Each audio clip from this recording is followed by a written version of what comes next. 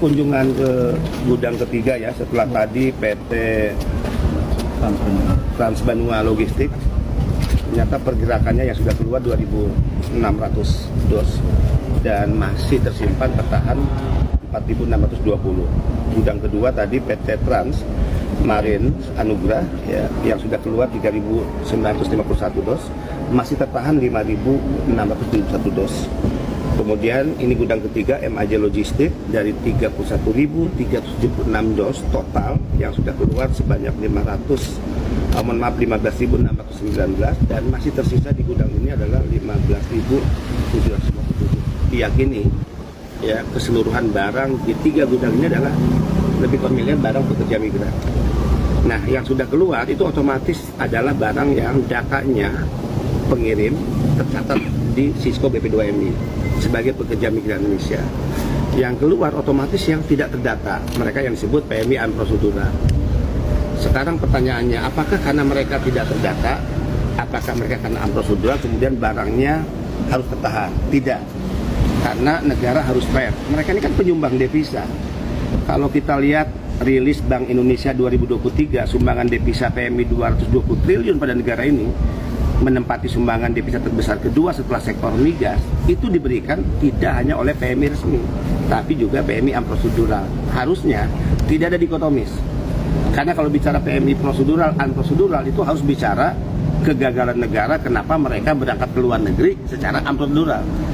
Jadi negara harus tahu diri dan mengakui bersalah kenapa anak-anak bangsa hingga berangkat tidak resmi. Berarti gagal di pencegahan, tapi bagi mereka yang sudah terlanjur di sana, negara harus memberikan perlakuan yang sama kepada anak-anak bangsa.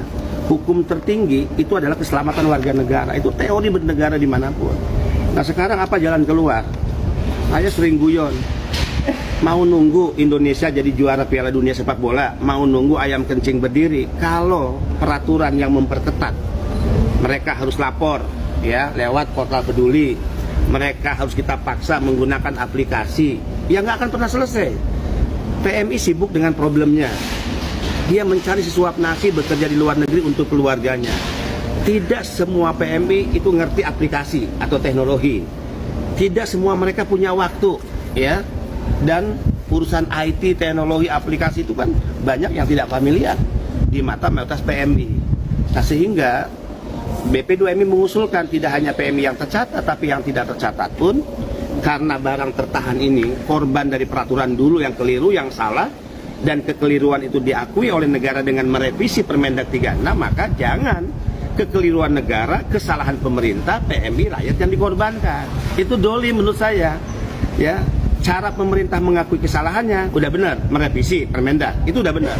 Tapi korban dari Permendag yang direvisi sebagai bagian dari kesalahan negara, maka negara harus menebusnya dengan mengeluarkan semua barang yang tertahan. Sepanjang barang itu misalnya di jalur hijau, ya maka keluarkanlah dan segera kirim ke keluarga-keluarga PMI. Kecuali barang terlarang, kecuali barang berbahaya kategori misalnya merah, silakan. Bahkan PMI itu sampai pada keputusasaan, kalau barang-barang yang tertahan ini harus dibayar pajak, mereka siap membayar pajak, yang penting barang itu sampai. Coba kita lihat tadi, saya sudah diingatkan untuk saya tidak marah-marah lagi, saya diingatkan untuk saya tidak emosi. Ya kita tanya pada diri kita, sepanjang kita punya nurani, punya rasa kemanusiaan, pasti kita marah.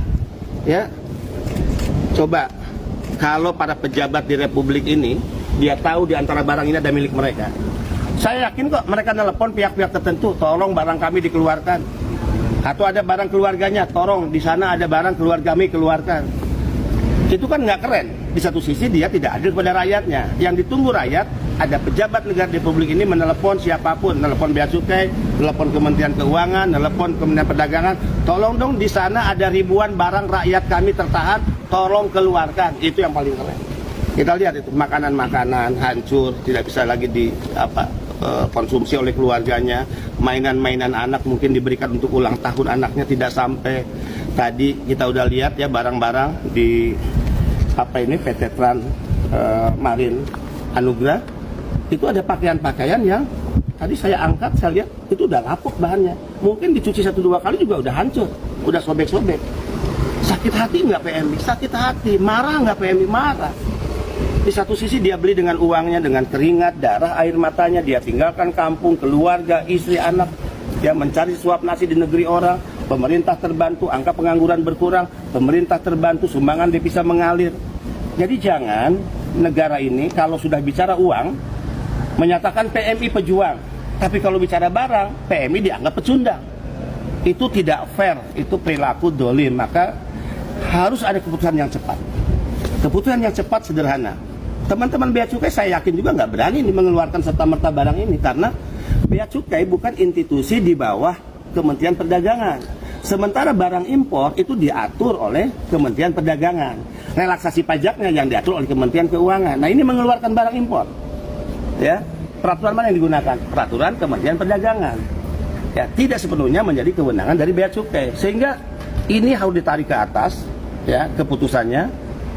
Bisa presiden, bisa wakil presiden, bisa kementerian setingkat Menko.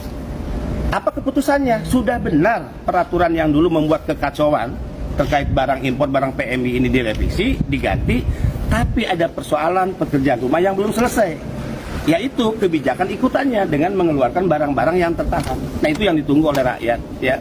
Jadi jangan salahkan rakyat jika marah, jangan salahkan PMI jika mereka emosi, dan jangan tunggu.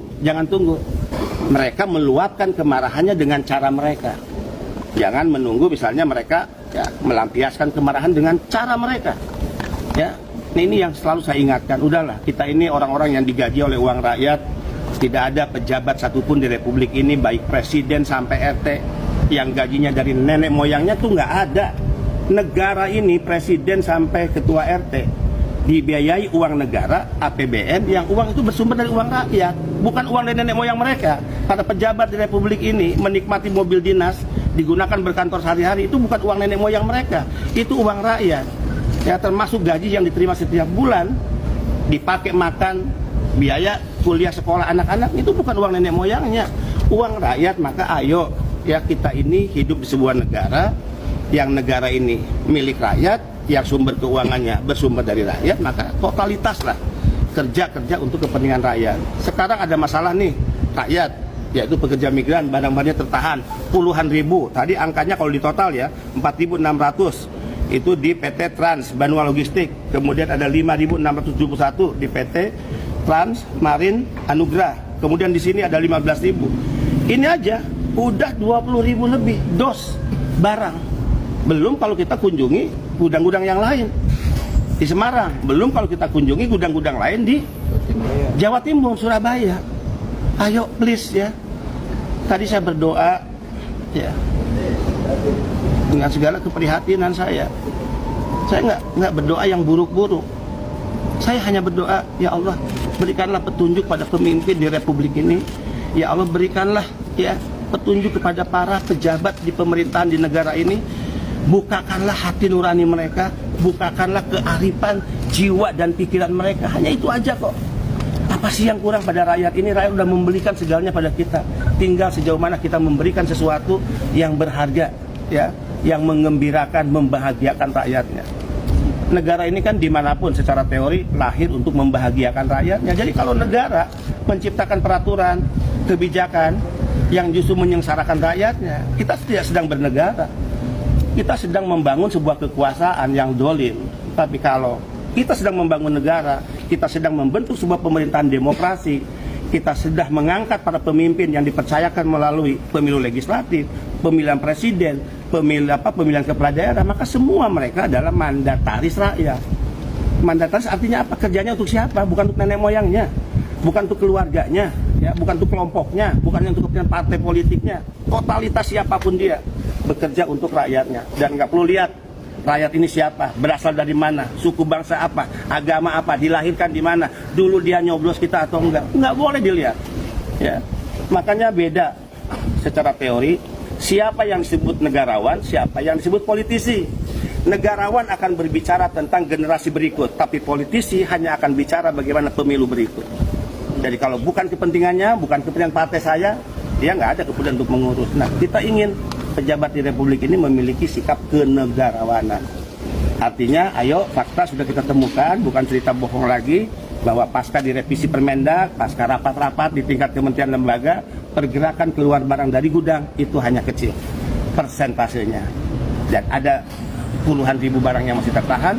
Butuh keputusan cepat, tepat pemerintah segera keluarkan sebelum kita menunggu kemarahan rakyat, kemarahan para pekerja migran Indonesia. Demikian ya Pak, jadi alasan utamanya lagi Pak, karena itu adalah barang dari PMI.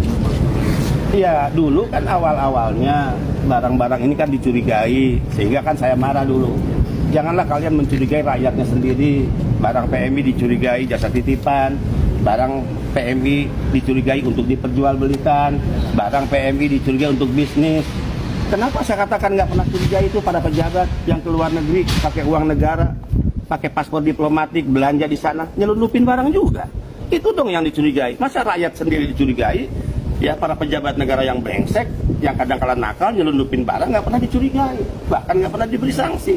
Atau curigai orang-orang yang sering keluar negeri pakai visa turis, belanja-belanja, cek, kontrol barang-barangnya kemana tuh, lewat jalur mana dia dikirim, barang apa saja.